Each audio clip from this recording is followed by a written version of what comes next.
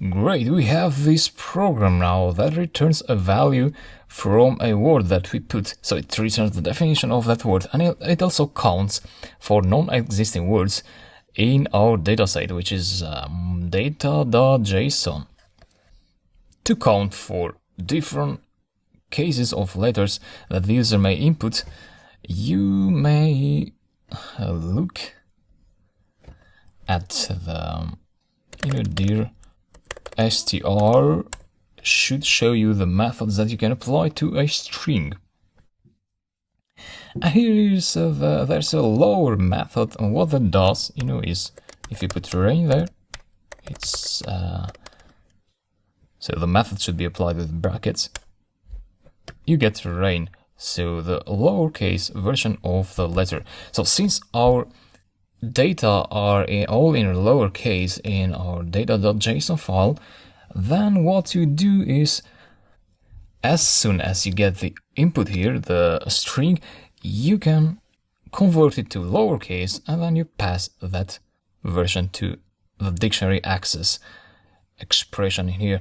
So that would be something like, w equals to w.lower. So we are updating the w value here, the string that the user inputs, and then the w here will be passed as lowercase. So as easy as that. Let me do a quick test.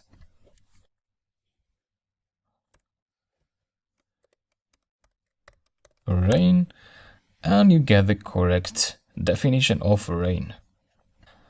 So let's think about more possible values that the user may input. Let me clear the command line so you see better. Let me call the program again. Weather works fine, but how about instead of putting rain, the user types in an extra n there. The program says the word doesn't exist, which is true. But as a programmer, you want to make your program as more intelligent as you can. So in that case, you may want to consider checking for strings that are similar to what the user input. Rain, you need to check if there is some string that is similar to this word. And instead of saying the word doesn't exist, you want to suggest the user that, maybe you meant this word, similarly as you do a search on Google.